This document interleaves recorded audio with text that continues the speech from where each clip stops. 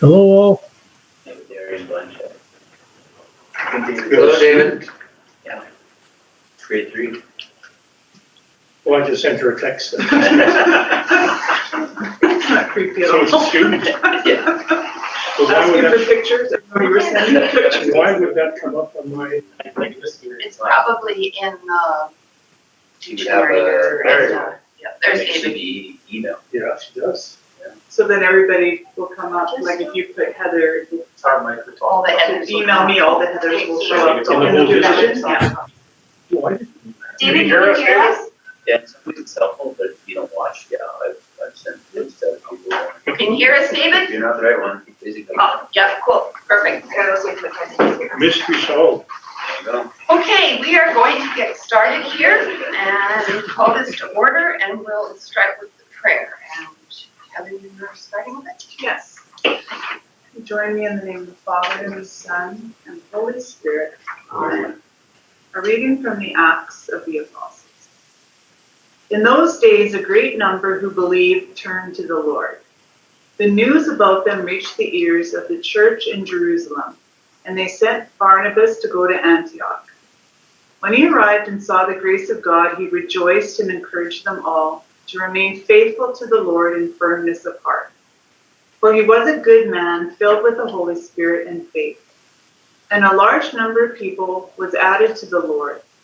Then he went to Tarsus to look for Saul, and when he had found him, he brought him to Antioch.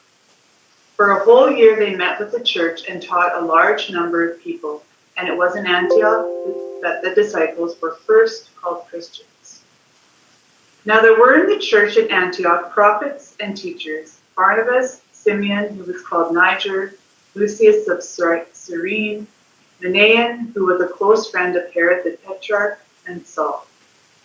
While they were worshiping the Lord and fasting, the Holy Spirit said, "Set apart for me Barnabas and Saul for the work to which I have called them." Then, completing their fasting and prayer, they laid hands on them and sent them off. The word of the Lord. Thanks be to God.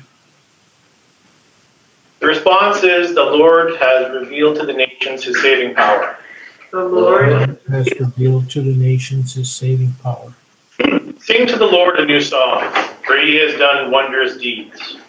His right hand has won victory for him, his holy arm. The The Lord Lord has revealed to the nations his saving power. The Lord has made his salvation known.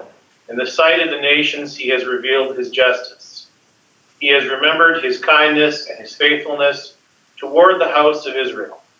The The Lord. Lord has revealed to the nations his saving power. All the ends of the earth have seen the salvation of our God.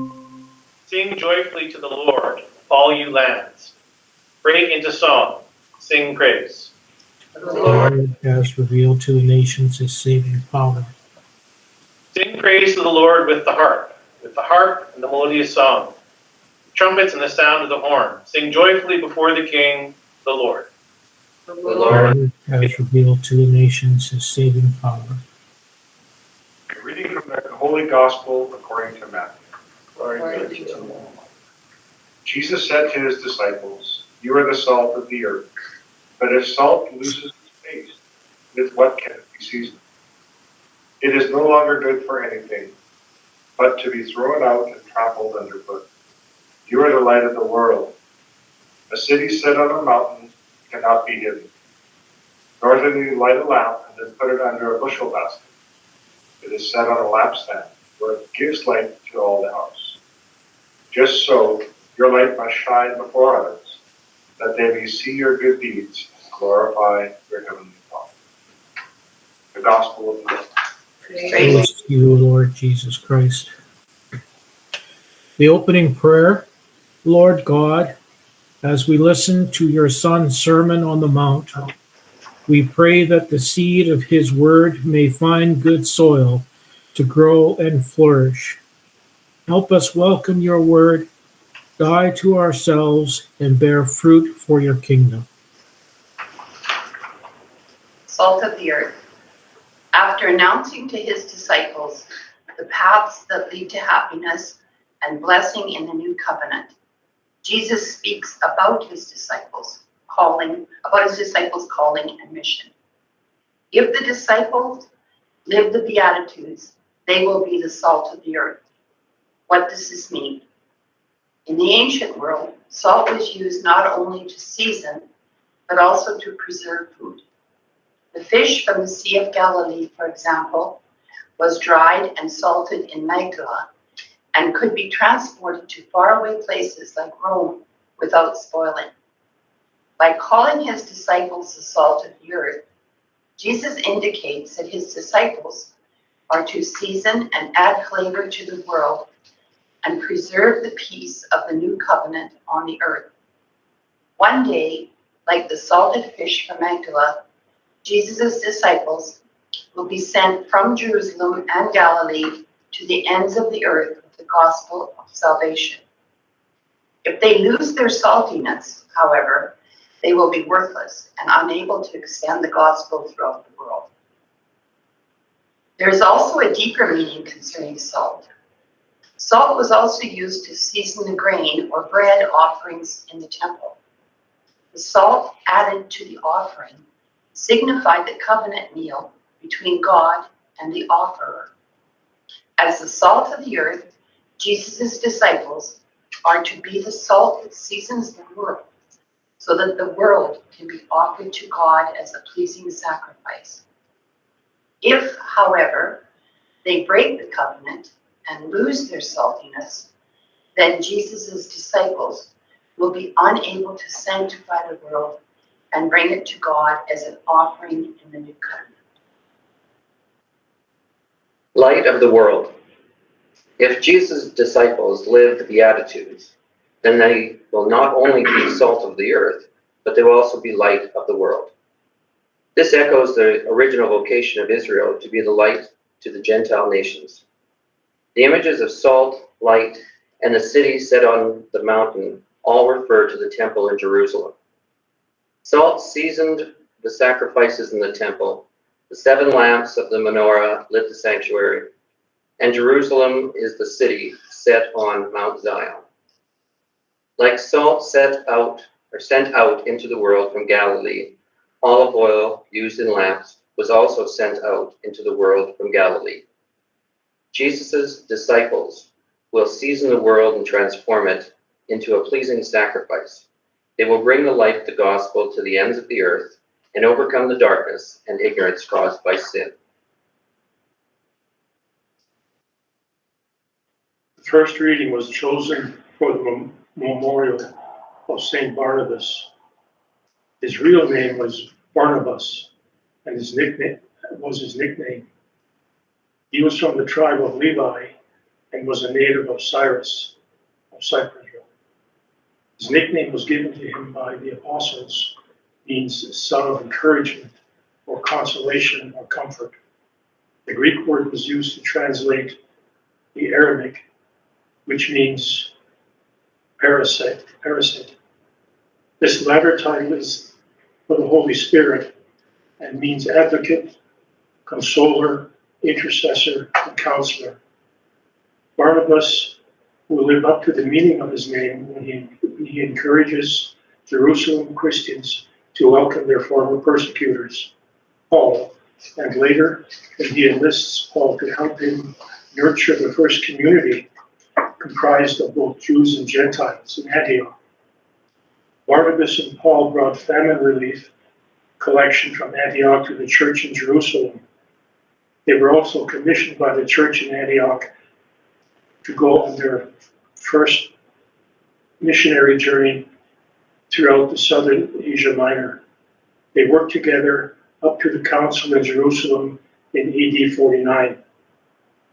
After the council, they went on separate missionary journeys due to a disagreement about taking John Mark with them. So Paul and Silas on their second missionary journey, and Barnabas took Mark to Cyprus. Little is known about Barnabas after this, but tradition holds that he was martyred in Salamis in Cyprus. Lord Jesus, we pray that we may be the salt and light Help us to give flavor to our sharing of your gospel and enlighten the minds of those around us with your light. May we never lose our saltiness or extinguish the flame of your love. Together. My My adorable Jesus, may our feet journey together, may our hands gather in unity, may our hearts beat in unison, may our souls be in harmony, may our thoughts be as one, may our ears listen to the silence together, may our glances profoundly penetrate each other, may our lips pray together to gain mercy from the eternal Father. Amen. Okay, land acknowledgement. Before we begin, the Medicine Hat Catholic Board of Education would like to acknowledge that we are gathering on the traditional land of Blackfoot people who have welcomed here for centuries the Cree, the Métis, other First Nations and non-Indigenous people. The land is now recognized as the traditional territory of Treaty 7 in the north, west, and south, and Treaty 4 in the east. Medicine Hat Catholic Board of Education also wishes to thank the First Nations people, past and present, for welcoming here. All right, presentations. scheduled for 3:30. Oh, for 3:30, okay. All right, approval of the minutes. Can somebody else? So move it. Okay, thank you. All in favor? Okay, and approval of the board minute meeting, sorry, from May 27th. I'll move, Chair. Okay, thank you. All in favor?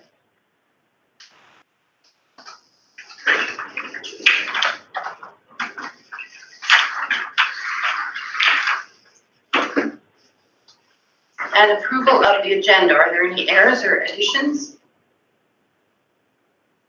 Not a big. I'll move, Chair. Okay, thank you. All in favor?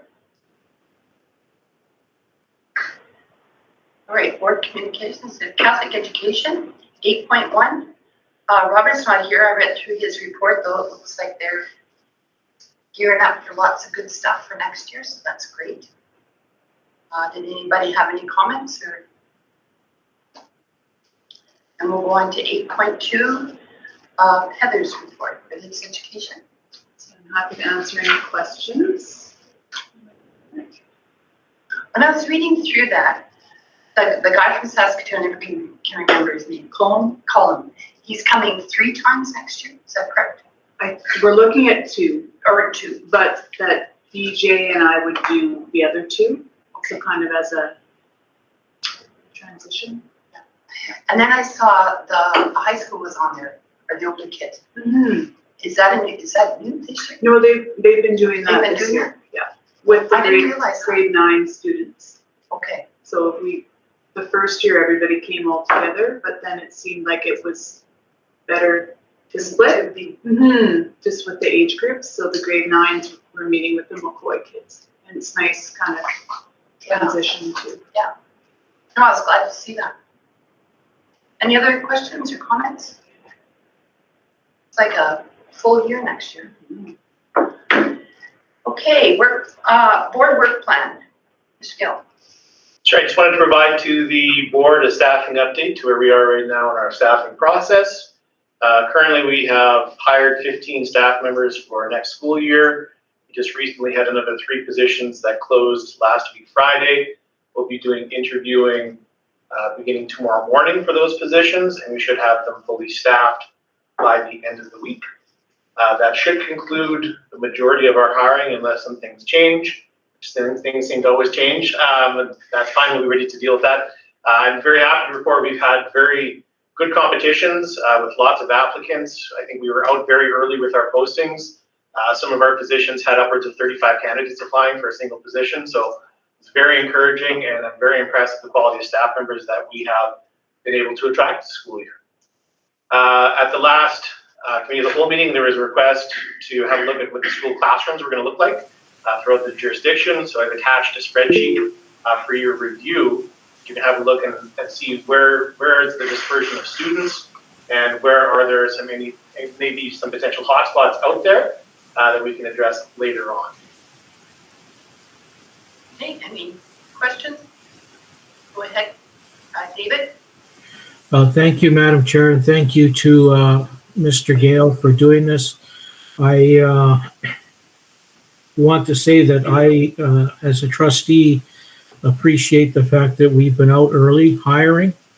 I think that's good for us. I also want to repeat some accolades from earlier in the year about what Dwayne and Nick have been doing in terms of interviewing the college kids, onboarding them, and all that kind of thing. I think it just makes Medicine Hat Catholic that much more an attractive place for people to work. I had some questions about the spreadsheet. I think it looks very good.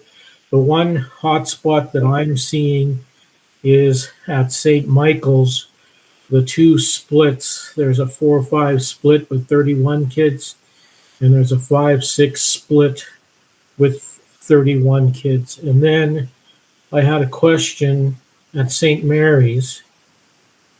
I have two questions related to St. Mary's. One is, I wondered why we're going with 4 grade 7 homerooms with 20 kids in each homeroom when we could have gone with 3 homerooms and had 27, 27, and 26, and then moved one of those teacher places over to St. Mike's to do something about those 2 split classrooms with 31 in each. So I can provide you some context there, David. In terms of the homerooms at St. Mary's, if you'll have a look there on that spreadsheet, you'll note that St. Mary's has a 7-1 homeroom, which is their fine arts homeroom of 30, and then 4 others of 20 with 12 in French immersion. The 12 French immersion also sprinkled into those other 4 homerooms. So those homerooms would be 23 when we have, for religion class and option classes and those kinds of things. And then they go off and do French immersion for their core subjects. In addition to that, I had talked to Mr. Van Middelkoop about those numbers as well. He had to make a decision whether he was going to have 5 classes of grade 7 or grade 8. And he went with grade 7 because he felt there was more growth potential in grade 7 for students that may be entering into the school. These numbers were accurate as of last week, Thursday, I believe. When I spoke to Mr. Van Middelkoop from St. Mary's, I believe he had another 8 to 10 students that were interested in attending St. Mary's already, most of which were in grade 7. So I do anticipate that those homerooms are themselves going to go up, and that they will probably land in around that, if we factor in the French immersion students, we'll probably land in and around 26 students. Okay, so thank you very much. I appreciate that answer. And that helps to partially answer my next question, which was related to St. Mary's and French immersion, because I see the grade 7 class is 12, the grade 8 class is 9, and the grade 9 class is 7. So could you please, for me and the other trustees in our audience, explain how that all works in terms of, I'm assuming that they just don't have a full-time, and you already answered this, they just don't have a full-time teacher for that few amount of students. So if you could just explain to us how that all works with those numbers. Thank you. Certainly. So like I said earlier, those numbers do sprinkle into the other homeroom classes for religion class and homeroom purposes. I would need to double check with the school administration about phys ed. I think they may take the phys ed class with their homeroom as well. I can't be assured of that. I couldn't say that right now with confidence. Those other students with the smaller groups, they do often end up in a split. That has happened in the past before, where there may be a 7-8 combined social class, something along, or math class, something along those lines. And then they are combined for some other classes as well. And actually, now that I mentioned phys ed, in years previous, David, we had done a 7, 8, 9 combined phys ed with French immersion, just to better utilize our staffing numbers there. And may I also ask, Madam Chair, and I apologize, Mr. Gale, because I didn't give you advance notice on this, so if you don't know the answer off the top of your head, that's okay. How many students do we have enrolled right now in French immersion in high school? I don't know that number off the top of my head. I would think it's somewhere in the neighborhood of 10. Okay. And then I would not to have a discussion today, but to have it on a discussion in a future meeting, committee of the whole, where I'd also like to get your perspective and Dr. Sarichny's perspective and perhaps Mr. Dumanowski's perspective about what we see happening. And it's about the transition of the numbers in French immersion from which I view as fairly strong in elementary to what happens moving over to St. Mary's. We see a drop there, and so I would just like to hear people's perspectives on that and what actions we might be able to do to help that. But I'm not saying we should do that today. I'm just asking that perhaps it be put on the agenda in the future. Thank you very much, Madam Chair. Sorry, David, I didn't mean to cut you off. I would suggest to you that the numbers at JP2 are very strong this year coming in. In fact, if we look at the numbers, we actually have more students registered in kindergarten French than we do in kindergarten English, which is an exciting development there. The numbers are very comparable in the younger grades as well. Historically, we have seen those numbers peter off, as you've indicated, David. Some steps that we had taken at St. Mary's while I was there were just things, very simple things, like including them in the homerooms. A lot of the time we heard feedback, and this is very anecdotal, this is not research-based, but feedback from our students that they were looking to make some new friends and they wanted to interact with different things. So we were doing things like including them in the homerooms. We actually separated out the two classrooms that they primarily utilized in different locations in the school, just so they had to, just so they weren't tucked away in the one corner all day. So they had to be out and mobile a little bit more and making some other relationships out there. So there's, some small things like that we've done. Right. But yes, I understand the concern. And if I may, Madam Chair, I want to make clear that from my experience when I started the French immersion program at St. Mary's and talking to Dr. Tatro a lot, who I consider an expert on this, and he advised us, that in districts there is traditionally a bleeding off from the program as kids get older. So I don't want to leave the impression that this is a Medicine Hat a Catholic issue. It's something that you see frequently in French immersion programs. That doesn't mean I think we should take the opportunity to see if we could address and find our own little way to deal with it. Thank you very much. Do you want to say something? Sure. Just as a follow-up, Trustee Leahy, one of the interesting conversations that has come up, and Chair Glasgow can share as well, that at our parent council meetings that we have here, the parents that have their children in French immersion are, I guess, to some degree, much to my surprise, very interested in which grades will be moving over to the Holy Trinity School. I would have assumed that the idea of moving would have maybe been viewed as potentially negative because they've already moved once, but in their comments, and a lot of them weren't part of that original move, but in their comments, they're excited at the potential of their children being in French immersion, but also having access to academy program. And because right now what happens in a lot of cases is they go K to 6, and they're always in the same group with the same students. And so this would allow them to take French immersion, but also have experiences in all the other programs that they figure, or they think sometimes that they're missing out in. And so that might be a bit of a saving grace for our French immersion program. And the other part that they were also excited about was that being in proximity to Monsignor McCoy and their French program, there's a lot of opportunity now for an enhanced program and sharing of staff, but also experiences. So, when one activity is going on, it's not just maybe based at John Paul II. It can be an activity now that's K to 12, which sort of brings that level of excitement up and more engagement up. So that's some of the things that we're looking at down the road as well with Holy Trinity coming onto our radar. I agree.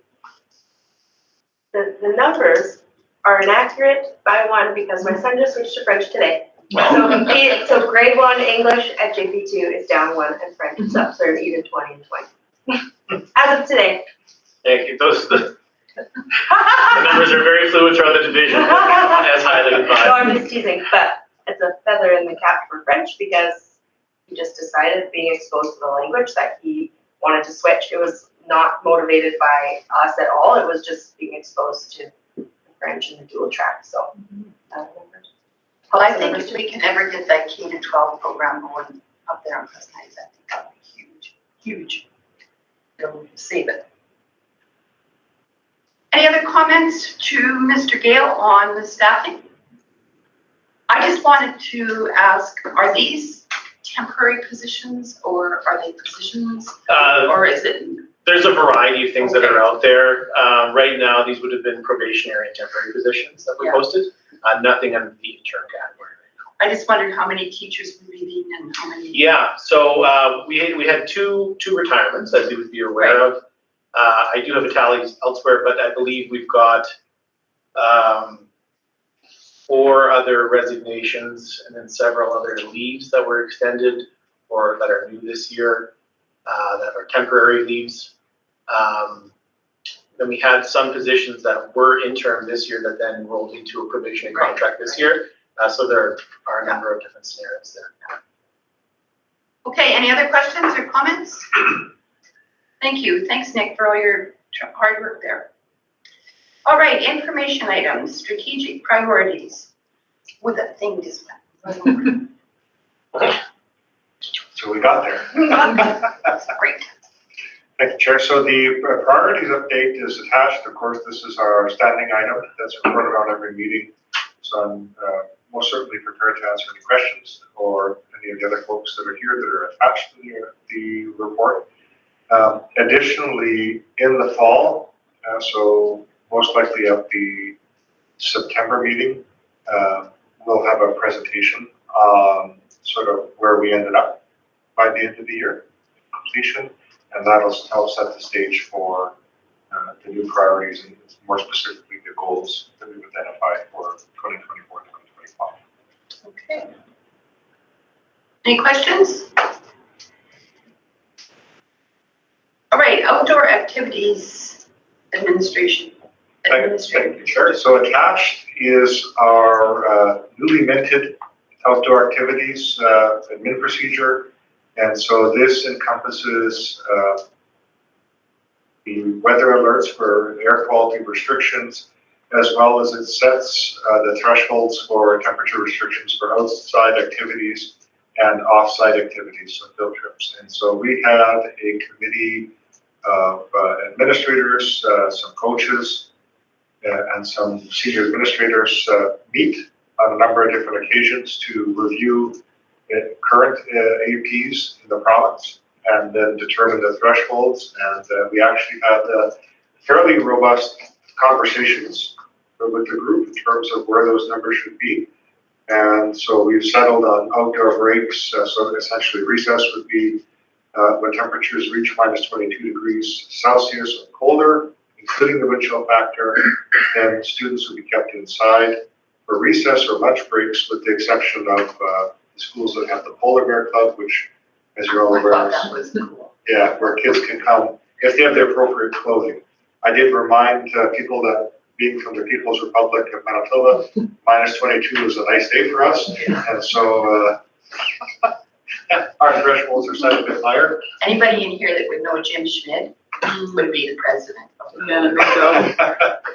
But really, the more interesting discussion came with the field trips, and our coaches actually did share with us that they've struggled with this every year because depending on road conditions and which app they're looking at and what the temperatures are and what they could potentially be, it's always a judgment call that they've struggled with. And so they very much appreciate that the thresholds are set. We've identified very specifically that the WeatherCan app and 511 Alberta will be the sites that we use to determine the weather or road conditions, and not, a whole pile of other ones, because depending on which app you use can give you a different set of information.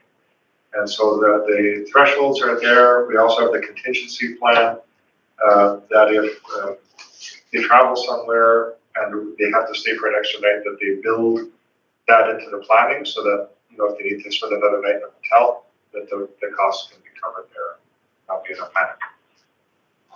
Dick?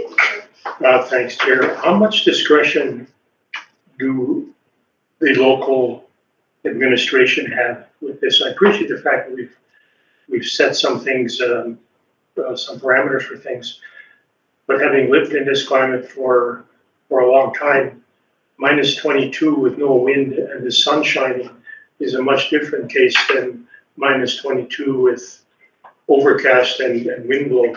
Yep. So if the temperature is below minus 22 and they think that it's too cold to go outside or too dangerous to travel, they certainly can call it off. If it's above, or I guess I'll reverse that. If it's below minus 22, the threshold is there. So they've crossed it. We're not going outside unless they're in the Polar Bear Club, or they're not going on a field trip unless it's within city limits, because we can deal with them if the bus breaks down.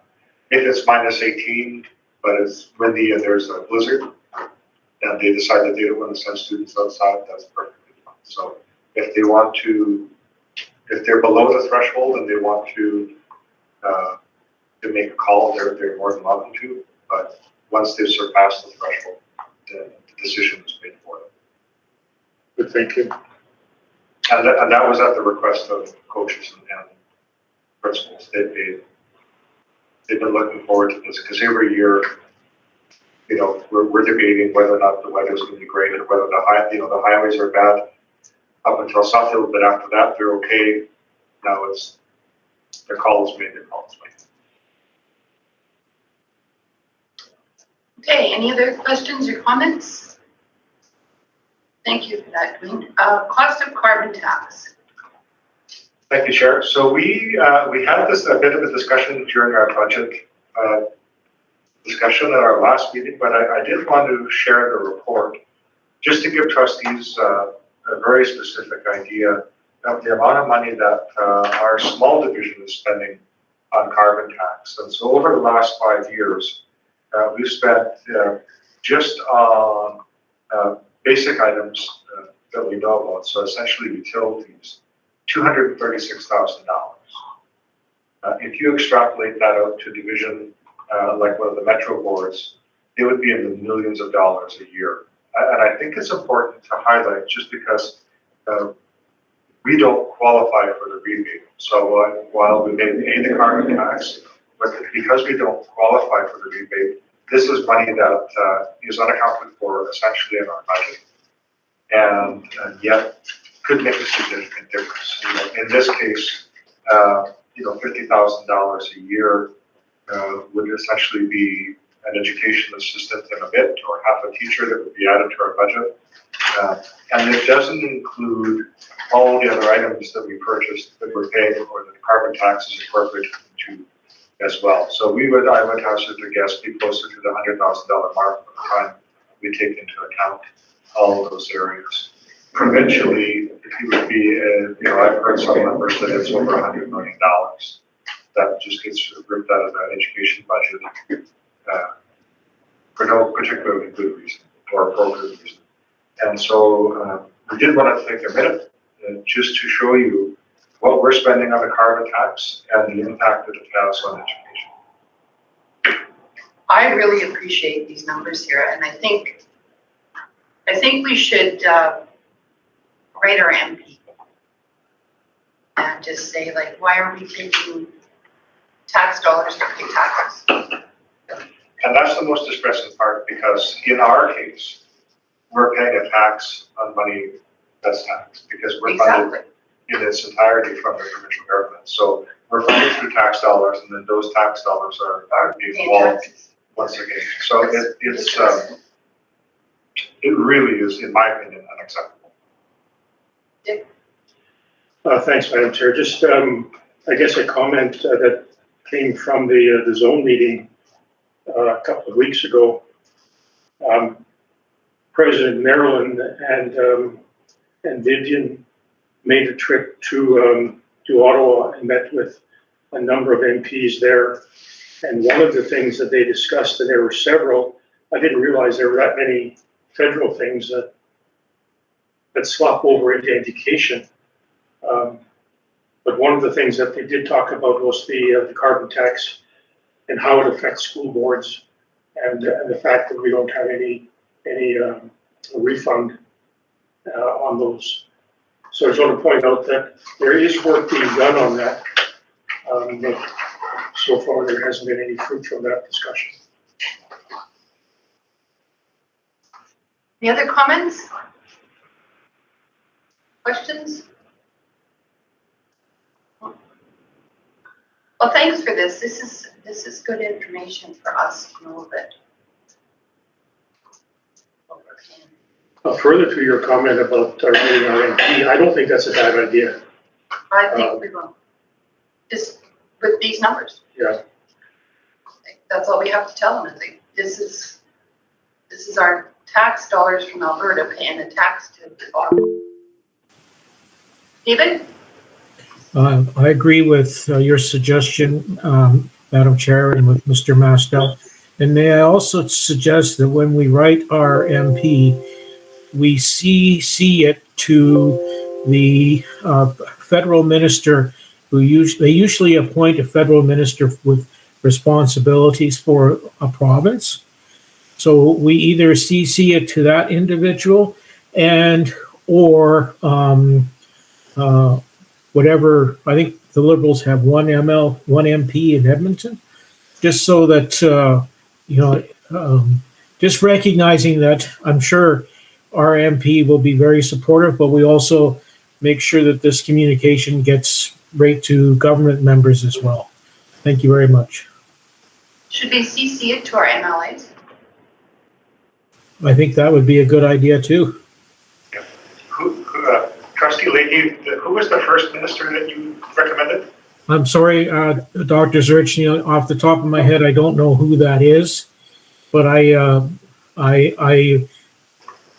know in past practice, governments have had one minister assigned to provincial responsibilities. They're kind of the clearinghouse for all issues that are related to a province. So we should find out who that person is.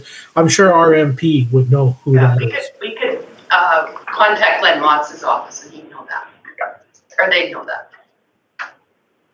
Chair, the Liberal member that David was talking about is Randy Bissonnette. And he's an MP from, I believe he's from Edmonton. Yeah, I think there's only one in Alberta. There's only one, yeah. How do you spell his name? No idea. What did you say, Bissonnette? Bissonnette. Yeah, perfect. Yeah, we'll craft that letter and get it off. Madam Chair, would you want to include it to the Minister of Finance? Good. Freeland? Are you federal or? Federal. Federal. Also copy it to the Canadian taxpayers. Get a little traction. I just don't think tax dollars should be paying taxes. I it's ridiculous. Well, we do it all the time. When you fill your car with gas, Wow. you're paying that with taxed money, and you're adding another tax to that. So it happens all the time. But I don't have to like it. You don't have to like it. I don't like it either. Okay, communications report, Mrs. Hallis. Cody and Aura are here. Oh, well, let's, Parliament. yeah, you do your report and then we'll let them come. Very quick. Yeah, you can see my report is available in the agenda, and I did our analytics for Facebook and Instagram month by month for the entire school year, and then in this version of the report, I included the 2023-24, like a full school year overview. So if you click the links, you can see kind of like how many followers we've gained, the profile reach that we've had, etc. You can see the countries that kind of access our social media pages. So just kind of like a year in review of each of the platforms, those two being our main platforms for the division. yeah, so everything's attached. And then I'm thinking, over the summer, I'm gonna collect data from the schools, and then in the fall, we'll do a comparison of the schools' reach and kind of who has the most reach and the most popular posts of the year and stuff. I think will be a good way to start off next school year. So I'll share that data with you guys. Any questions or comments? Thanks for all your work here. I know you do way more than this page. So thank you for all your work. Oh, David, do you have, yeah, go ahead. Darian, you're a treasure, young lady. Thank you. All right, we will have those guys come in. Forgot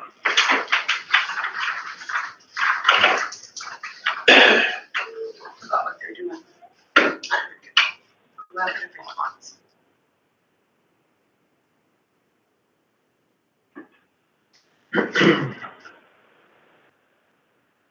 Okay, perfect.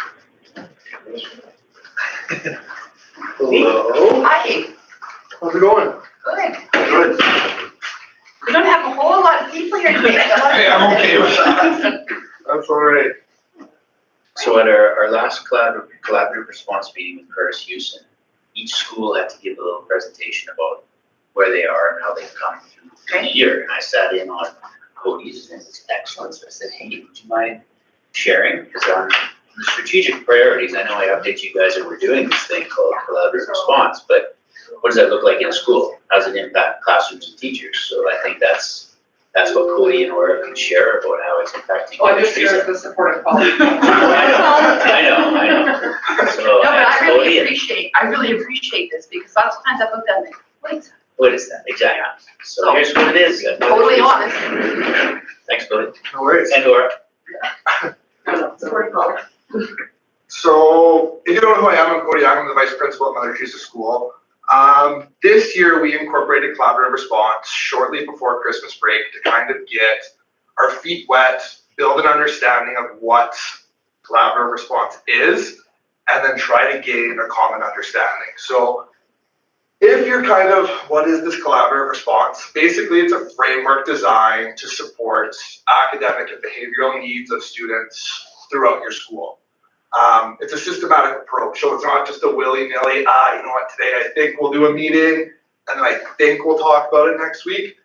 There's a plan in place, there's structures in place to kind of make it effective. So why is it important? Why should schools be doing this? Why are we taking the time as a division to do this? The first thing is it improves student support. So we've even noticed in our half a year of doing this that the support that our students are getting is more effective. It's now more at a classroom level than bringing it right to administration or right to outside services. It's being handled more at that classroom level, which is what we're hoping for. We're hoping for those teachers to build structures and supports for the kids.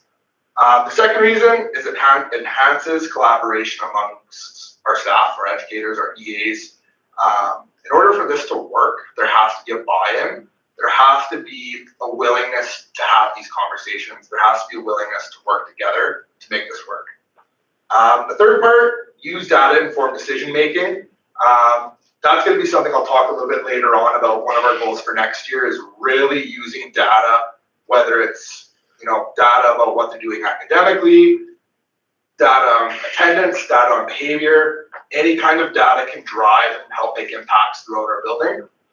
Number 4, it creates a comprehensive and systematic approach. So we'll talk a little bit about that once we kind of get to the scheduling part, the norms part, the values part, our continuum of supports. That's kind of where that will all be. And then last but not least, it builds a supportive school culture. I think when kids see the adults in the building working together and brainstorming and just that idea of working together, they're more likely to do it. Kids model what they see, kids model what they're surrounded by.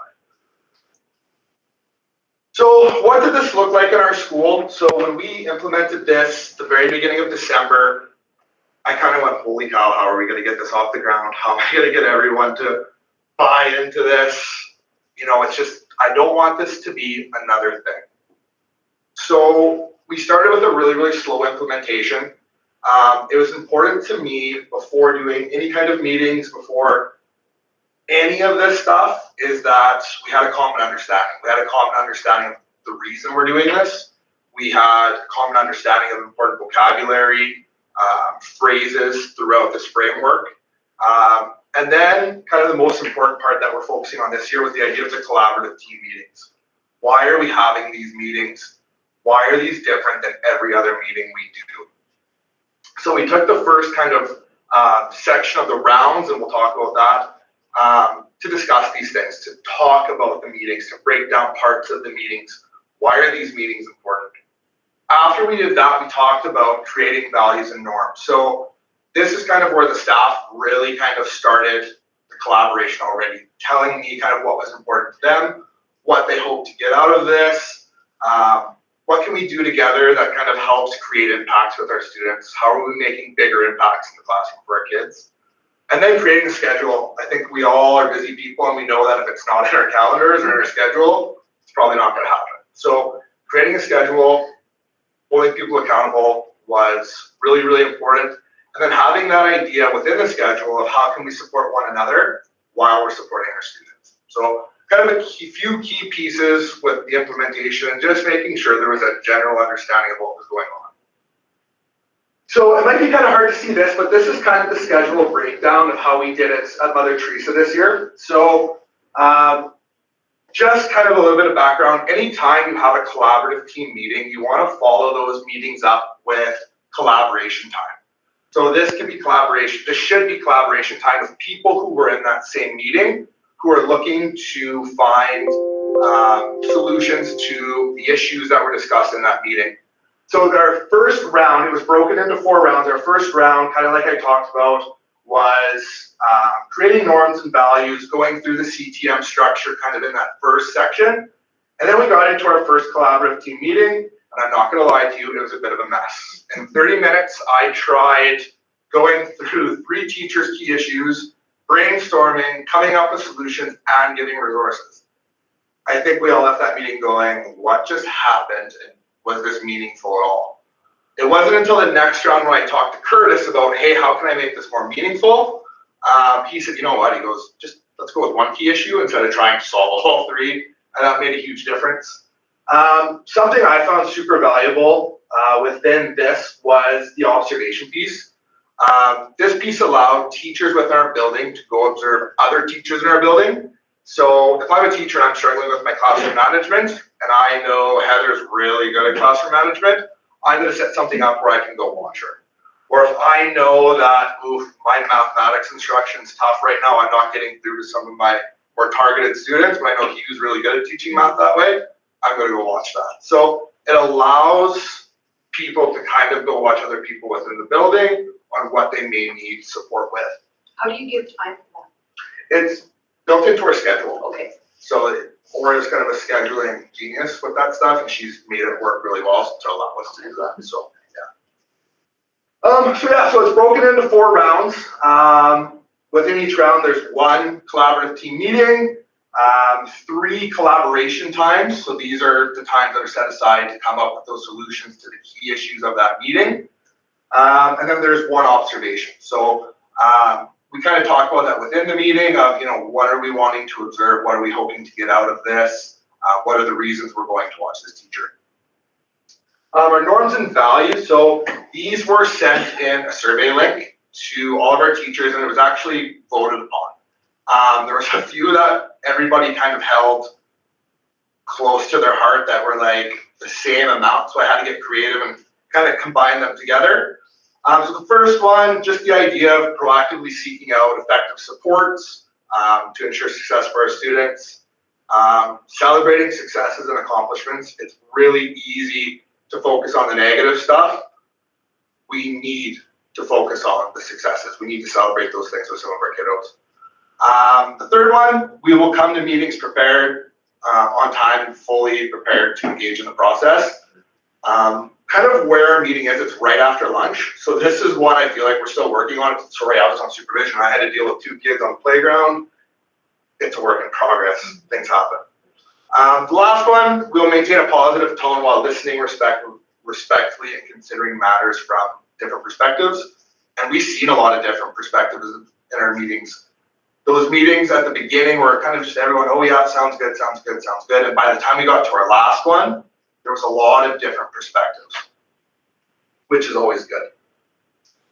So what is a collaborative team meeting? I generally touched on this, but this is where we're bringing a key issue to a meeting instead of a student.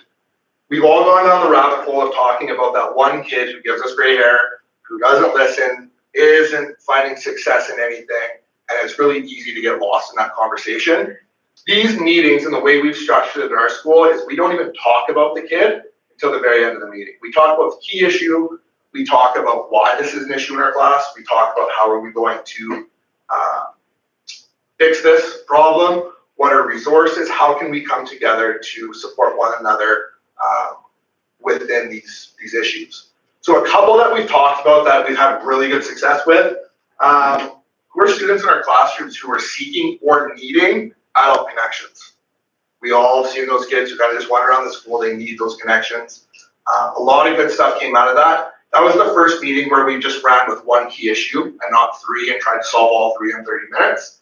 Really good conversation came out of that one. We talked about collaboratively, how can we leverage the implementation of the new curriculum to create extensions for some of our higher level learners.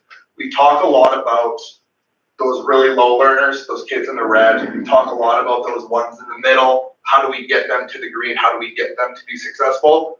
But not very often do we talk about, well, this guy is rocking everything in class.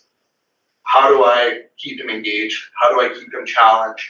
So another good conversation. Even though it might only be 2 or 3 kids in our class, we still want to keep them engaged. We don't want them to tune out and they're bored and then behavior starts showing themselves.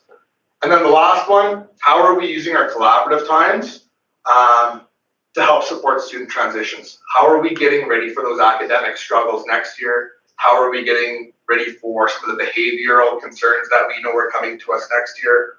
How are we being proactive instead of reactive in September when we go, I have no idea what to do with this kid? We have the time to do it. We have the people who worked with those students this year. What better time to start preparing for this stuff now? So really good conversations came out of all 3 of these meetings. I kind of, even now, I hear things throughout the hallway that still stem through these meetings, that languages are consistently being used. A lot of people are going back to meeting notes. Hey, where did you put those meeting notes? I need to look at them. To me, that's saying, okay, this is working. So the idea of a continuum of supports, what this is instead of tiering our kids into low, medium, strong, we tier the supports. We tier the supports that are needed within that school, within that classroom, within that group. So right now at Mother Teresa, we have a continuum of supports in literacy, numeracy, and social-emotional. So what are we doing at a tier 1 approach where when we talk about tier 1, we're talking about classroom level. What is, something that we're doing for everybody in that classroom? Tier 2, it's a little bit more focused. And then once we get into tier 3 and 4, these are where outside services come in. This is where a case conference comes in, kind of those one student focused meetings. What we kind of want those to be the last step. We want to start at the bottom, work with those universal strategies, and then work our way, if we need to, those targeted pieces, those targeted meetings, those targeted interventions. Different perspectives and sets of contributing to the bigger picture. I think this year was really good in getting this off the ground, getting buy-in. But what we found is within our meetings, as soon as we talked about supports, because we had it grade level, so I had a 1-2 group, a 3-4 group, and a 5-6 group, they would kind of jump on those grade 3 things, or they would jump on those grade 5 things, and they would kind of just go. Next year, we're going to really shake up the groups. So we're going to have a group that's a grade 1, 3, and 5, and a grade that's 2, 4, and 6. That's where those other perspectives come. Hey, I was doing this in grade 1. It might work really well if we differentiate this in grade 5. Let's talk about it. So now it's not just that grade level perspective, it's all over the map. It's a big perspective. Like I mentioned earlier, focusing on data. So this was a big thing, I think, in our division this year in talking about assessments, talking about kind of what direction we want to go with this, what we want this to look like. And I think that any data is good data. I think next year in our model, in the CTM meetings, we want data to drive those conversations. We don't want the I thinks or the maybes. We want data, we want proof that, you know what, this is an issue. How are we going to fix this? How are we going to intervene here to make sure that these things don't continue to happen? So just really not just doing the assessment or not just doing the screen or not just doing the survey, but taking the results of those things and helping those be the things that make impacts in our building. And then the last part is, how do I know this was making an impact in our school? What kind of things have we seen? What have we done? The first thing is the common language and practice. The schedule that I showed earlier was known by everybody. Everybody was very up to date with the framework. They knew what was going on. They knew why we were doing it. The language, when we first started, if I said CTM, the first meeting, everyone would have went, what? Now it's like, hey, remember the CTM meeting, we talked about this, this, and this. Oh, right. And then all of a sudden those pieces start getting put together. And even, it's not even with myself or Aura, it's with teachers. It's teachers talking EAs, teachers talking with their kids. Things are being taken out of those meetings. Teachers, like I said, referring back to past CTM meetings. So, you know, I'm having trouble with this kiddo. I looked back in our past CTM meetings. Here's what I'm thinking about doing, but I need to switch it up a little bit. What are your thoughts? That's a whole lot better than, I have no idea what to do with this kid. What do you think? We're starting to make those progresses of what are we doing in the classroom first? How are we using those very early tiers of intervention? And then working our way up the ladder. Using collaborative time to build resources to make classroom impact. So when these collab times are going on, I will stop in and kind of see what's going on. You know, do you need help? Do you need support? Where can I fit in here? And a lot of times they're like, no, like, here's what we've discussed. Here's what our plan is moving forward. We're going to try it this way, and this way, which is awesome to see. They aren't relying on somebody else to kind of supply those pieces for them.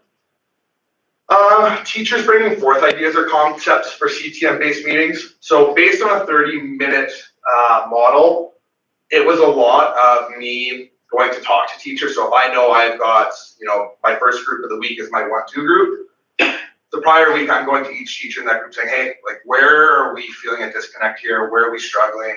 Where are we not finding success? And a lot of times it would be very consistent throughout those grade levels. So that made it easy for me to start coming up with topics, coming up with ideas to structure those meetings. If I have a longer meeting time, more than 30 minutes, I think we can go back to that previous model where each teacher brings a key issue. We then have the time to collaborate, to find solutions to those. But within a 30-minute model, we had to differentiate some things. We had to change up how this was going to work. And then lastly, teachers are already this year beginning to look at data differently. They're starting to, you know, not just focus on the test questions. They're not just focusing on that one piece or a score. They're looking deeper into it. Oh, why didn't they get this? Why did half my class fail this section of the assignment? Or why did nobody understand this? We start talking about solutions. We start looking deeper into it instead of, well, they didn't do good, let's move along. No, that's not what we want to do. We want to find those successes. We want to look at that data to drive what we're doing next. Not just because it's next in our year plan, but the data says so. This is what the kids need. So kind of a quick, fast explanation of what this is, what this looked like in our school. But I think it's worthwhile. I think since we've been doing this in December, I think I've seen attitudes with teachers change. I think I've seen practices change. And just the focus of the meetings is significantly better than sitting there talking about the same 10 kids over and over and over and getting nowhere. We're now coming up with solutions, not just kind of wasting time having those conversations. So, does anybody have any questions? What kind of data are you, is it behavioral or is it academic or? It can be anything. So, like, for example, I know St. Louis did this really cool survey basically about belonging. Who do you feel connections within your building? And I think I'm going to steal that next year and kind of use something like that in our building. who isn't feeling connected to anyone? Because if you're not feeling connected to anyone in your building, there's a lot of other things that are going to follow after that. So I think having that kind of data helps. I think we're also talking about academic data. I think we're talking about literacy screeners. I think we're talking about numeracy screeners. I think we're talking about the assessments from the government. I think we're looking at all these different pieces about what is important to us and what's going to help drive things forward. You can get lost in data. Yeah, I think kind of having, once there's a plan in place within your building, I think, you know, whether it's admin or whether it's a conversation with your staff about what do we want to focus on, and I think it's got to almost align with your continuum of supports. What are you ready to support? So right now in our building, we're ready to support literacy, we're ready to support numeracy, and we're ready to support those emotional pieces. Whereas I know Laura and I have had conversations about building another continuum of supports on other topics so that we're ready to support those things. So I think that those things should probably line up. Cody, can you comment? One of the things Curtis said that will happen once you start this is that teachers, you build a support system for your teachers that they don't feel alone. They're not the only one dealing with these issues, and now I have someone to talk to about or to get some help around. Have you had your teachers gain that sense at this point? I think we're getting there. I think teachers know with certain things who they can go to. I mean, there's teachers in our school who just kind of are jacks of all trades, are strong in everything. We have teachers in our building who are super strong with classroom management. And I always tell teachers, you know, if you're struggling with that or, you know, you just need to have a conversation about this, I am more than willing to do it. But I think you should maybe go have a conversation with this teacher. I think there's something important about this model, and I know Curtis has talked about it, other people have talked about it, but teachers having a sense of ownership in this, and it's not just something that I'm dictating to the group or Hugh's dictating to the group, but they're a part of it. They're building the framework just as much as anybody else. So I think that's kind of where that sense of belonging can come from. I think knowing that they can bring anything forward and it's up for discussion, I think that's important to them. But we're starting to see that those conversations are now just happening naturally. They don't need a CTM meeting. They kind of just happen on their own, which is nice. I think David. David? Sorry, who's Curtis? Curtis Houston. He runs a company called Jigsaw Learning. He was the, I guess, pioneer behind this collaborative structure that he brings to school divisions across North America. And But so he's local-ish. he's localish, and we've hired him to help out? Yep. Okay, excellent. Thank you very much. I see this as, rather than, like, in lots of the talk forever, and lots of times you feel like you're out in left field by yourself. I see this as team building. Like it builds your team. And then you become team teachers, and there's nothing better than team teachers. Totally. And if you look back at one of our slides, and I think one of the main pieces of this model is in the last two kind of bullets, the word our is highlighted blue. So that idea, that old school idea of, well, that kid's not in my class, he's your kid, that's gone. With this model, they're our kids. We work together to support them. That's great. I think some of the importance of that data collection too is that often you do these surveys or things like that, and what comes of that, the results of that, can present a key issue that you never thought was a key issue before. You know, like especially if we're looking at surveying students. If they come back with all of these, they don't have connections, they don't have relationships with the adults in the building, that then becomes a key issue that maybe we didn't think was a key issue. Okay, let's change our focus and go that route. That's going to be something we now focus on. So that data is really important.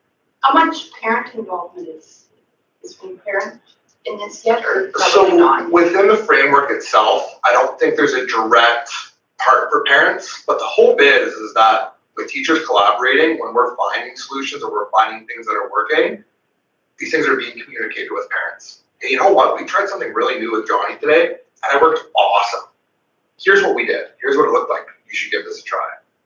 And I think that hopefully those conversations and those connection pieces happen naturally within it. But within the framework itself, I wouldn't say there's a direct role for parents or anything like that. Yeah, think it's- I don't see it, I don't even know if it's necessary. Yeah. Yeah, I think, in all schools, I think parent communication is important, so I think this just helps it, guides it maybe a little bit more.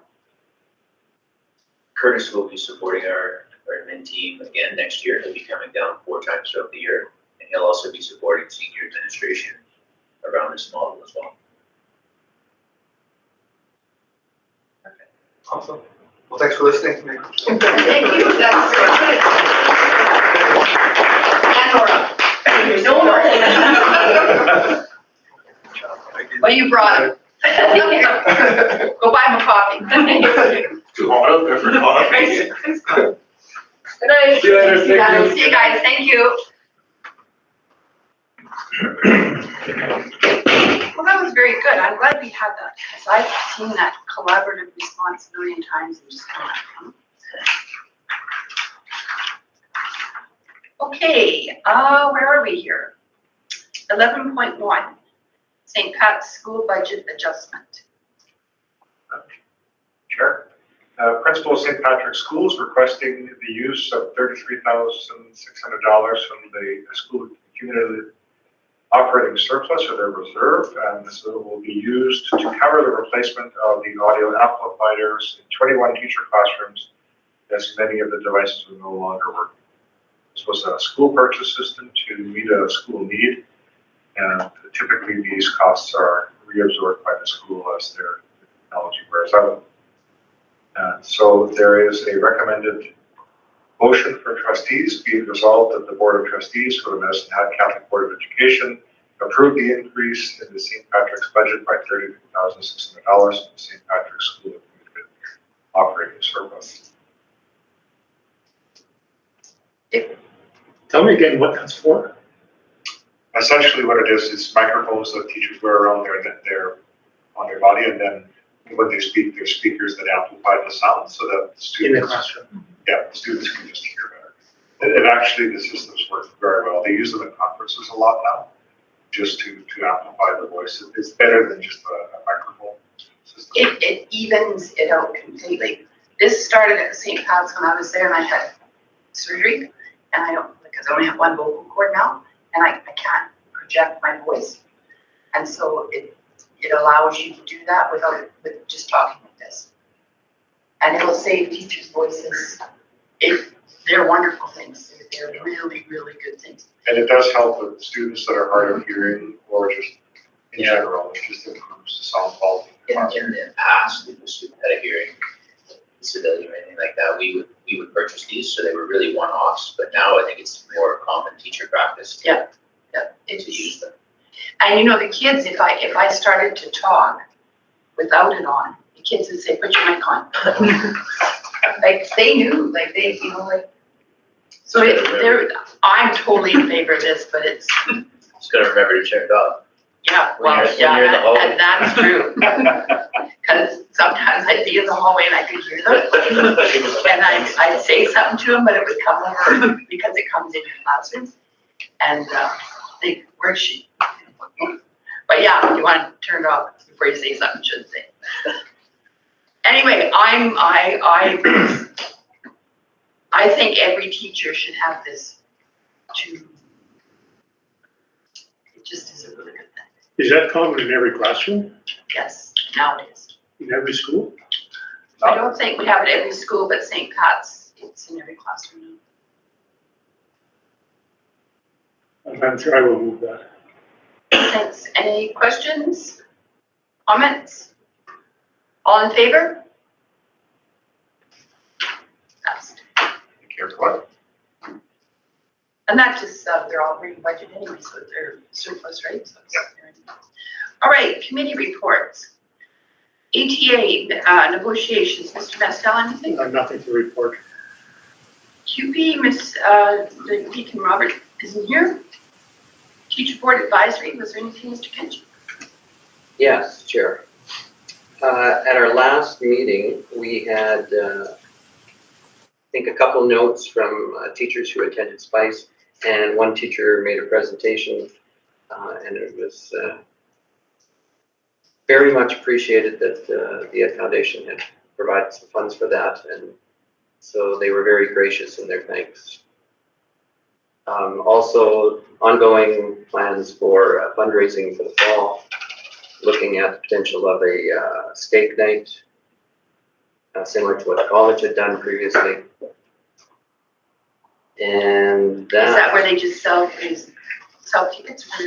yeah, so you might go with a group of friends or just by yourself or whatever, you'd buy tickets, and a portion of those funds would go to support the cause of Ed Foundation, and there's also the potential of a silent auction going on at the same time as fundraising.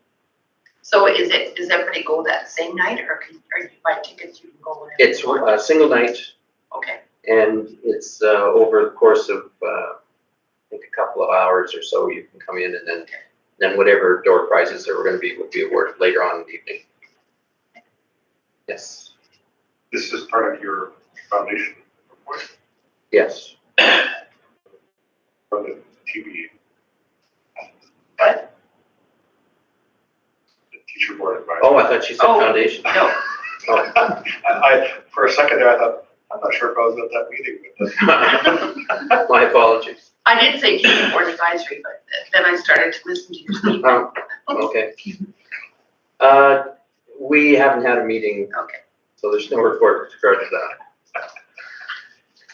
Okay, sports staff, Robert isn't here. QP, Mr. Leahy, anything? No report, Madam Chair. Thank you. Thank you.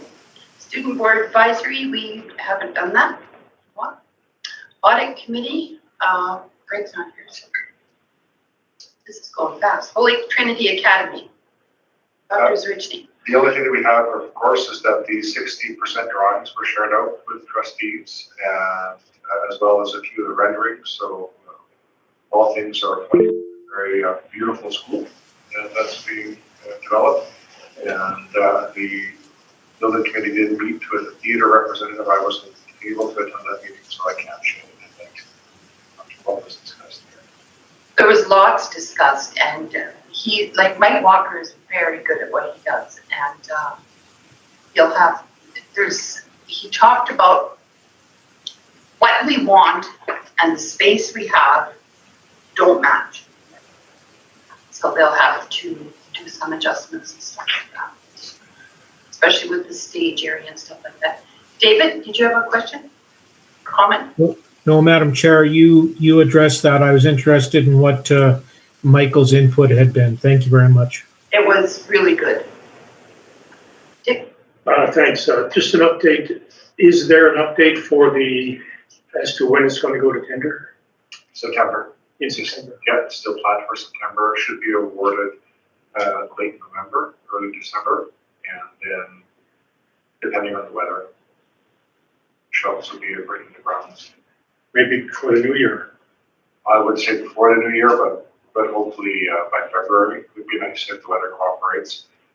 Most likely though, shortly after the new year, the portables at St. Francis will be removed, and as well as the playground. We'll have to look at the structures there in terms of what needs to be done, potentially before it moves up. But I think with the playground, they're able to just cut the equipment off at the base to move it.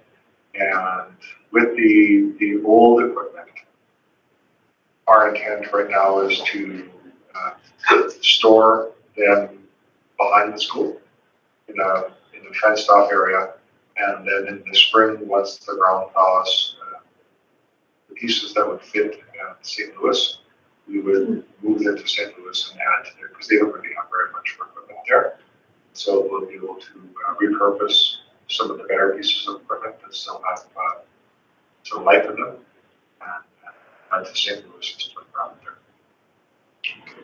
I noticed when I looked at the spreadsheet from Nick, there's no split classes at St. Francis for next year. Do they have enough room? They are full. Yeah. Yeah, they're full.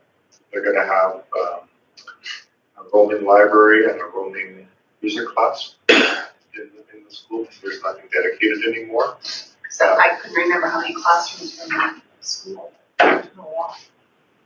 Nick would probably have better. Yeah, so they'll all be in use, exactly what Dwayne said, there won't be a dedicated music space and there won't be dedicated library space. But, I think there's some good opportunities there. The music teacher that we have at St. Francis is also the band director at Monsignor McCoy. Right. So he has had some ideas about utilizing some space at Monsignor McCoy for some of the older kiddos, get back and forth really quick, and just doing music in the classroom as well. Yeah, so some of the part of the project was the intent of having that space flow back and forth between McCoy and the building, so that we're seeing those ideas percolate Okay. now. I just wondered if it was big enough. I'm not that familiar with St. Francis, so. You know, the exciting part about it is with all of the new parents that have registered for St. Francis, Brian has made them acutely aware that the space will be at a premium for the next few years. And their response to him universally has been, it doesn't matter, we're just excited that our students, our kids will be in the new building once it's open. So that's a great positive spin on it. They're willing to sort of make the sacrifices for a few years in order to make sure that they get into the new building. So. Good.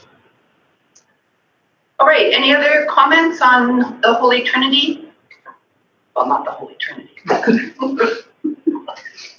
We think it's a good idea. The Holy Trinity or the school? I think they're both good ideas. Anyway, let's get on here. Okay, ASBA, Zone 6, Mr. Mastel. Thanks, Chair. Our last meeting was on May the 15th. Couple of the highlights that I'd like to touch on with this, there was a discussion regarding the mandate letters that have come. And one specific thing was the compensation for non-certified personnel. And it was discussed that it's not a livable wage. And if something needs to be, it's an issue that should be addressed. There has been discussion for several months about the ASBA taking over the bookkeeping part of the operation for the zones. And that's being piloted now. Instead of each zone looking after its own bookkeeping, it's going to be done centrally. We're given to believe that there's not going to be a charge for that, or if there is, it's going to be minimal. But they're looking at, it's being piloted right now. There's going to be a vote later this month on our next meeting as to whether or not our zone is going to be in favor of doing it. But I believe it's going to be a good idea. As I mentioned earlier, Marilyn and Vivian were at the CSBA conference, and they were talking about some things, some national things, federal things that affect education in Alberta. And one of those things was the carbon tax. Another was the National Food Program. Another was the plan to expedite teacher qualifications that are coming in from outside the country, to expedite those applicants and get those people their proper qualifications and put them to work here. They also discussed the cell phone use. There seems to have been a change in the attitude in Alberta.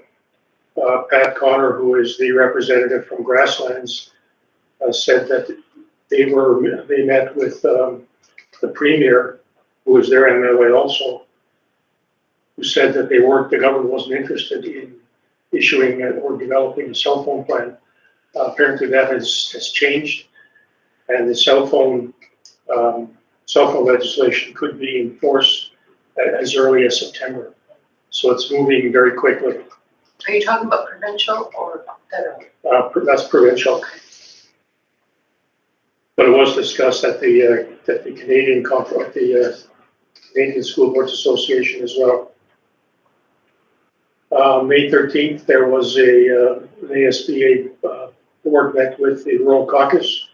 We talked about grants, bursaries, and the and the difficulty that exists in recruiting teachers in the rural areas. Those are the highlights of the meeting. The day finished with the Edwin Parr dinner. And if you haven't heard already, I was going to say winner, that's the wrong word. The individual selected this year by the awards committee selected the first year teacher, whose name I don't remember, but that teacher was from Grasslands. It was a very nice evening, nice meal, and we're finding that there are more and more first-year teachers who aren't your typical first-year teacher, meaning that they're in their early 20s. There are some there that are married with a couple of kids, that individuals who have started their adult life and gone back to school, having served as an EA, and gone back to school to become certified as a teacher, and are now in their mid-30s, perhaps, as a first-year teacher, having kids of their own. So it covers a wide spectrum of between the teachers who have graduated from high school, gone to university, become a teacher, and those who have started a family and gotten into education later in life. So it's a very good mixture. Any questions? The ECSTA, my report is attached there, and I wasn't at that meeting that report is from. Those are just the key highlights that came from it. I was able to attend the Canadian Catholic School Trustees Association conference in Calgary last week, or week before, and Father Cristino was the keynote speaker. He was very, very good. And it was, I would make some really good contacts there. Okay, now the foundation report. Well, I can say the same thing again if you'd like, Chair. No, it's okay. And my report is given. Good, thank you. And Parent Association, again, those are there, and yeah, if there's any questions, and like Dr. Zarichny said, the parents are quite excited about this new school, so that's a good thing. Because that's changed, right? Like from when we first introduced. That's right. That's It changed yeah, it's a very drastically. positive change. Yeah, yeah. Very excited about it, so that's good. And TIBA, Mr. Mastel. The TIBA report, Madam Chair, deals mostly with labor issues Okay, that ought not be discussed here. okay. Perfect. Well, we are at the end of our meeting. Before we adjourn, Madam Chair, I want to If he's gonna give me heck again, I'm out of here. We were the second or third table to go at that. Yeah, no, we were among the early ones to go, Yeah, and it wasn't because of our illustrious chair. It was because of our illustrious executive secretary, who isn't here today, because she was among the first to turn in the video for the zones. So unlike our chair, Chelsea got us right near the front. So we're very grateful for that. But I digress. I wanted to say that Kathy didn't mention this, but she was in contact at the Catholic School Trustees Association with some officials from St. Mary's University. And St. Mary's University is anxious to have student teachers work in our division and coming here for their practicum. And Dwayne's already set up a meeting. pardon me? Dwayne set up a meeting. Oh, terrific. Just to let the other trustees know that that's happening, and that the contact was made at a conference. And it's just another positive thing that happens when trustees go to meetings and things outside of our district. Without that attendance at that meeting, this contact may never have been made. And this is an advantage for us because it provides student or potential teachers who are trained at a Catholic university that may be interested in coming here. So I think it's a big plus, and I want to thank Kathy for having made that contact. And as Dwayne mentioned, there's a meeting being set up for whenever it's happening to discuss the details further. So I'm happy about that as well. Okay, I think we're done here. Are you gonna do the closing prayer? Sure. Join me in the name of the Father, Son, and Holy Spirit. Amen. Let's actually pray it together. Carrying out your ministry, Lord, thank you for being with us during this meeting and for having guided our thoughts, words, and actions. Stay with us now as we leave this meeting and return to our respective lives. Help us to keep you as you are now in our thoughts, words, and actions. We ask this in Jesus' name. Amen. Have a good summer, all. Yeah, you too, David. Hope you're feeling better.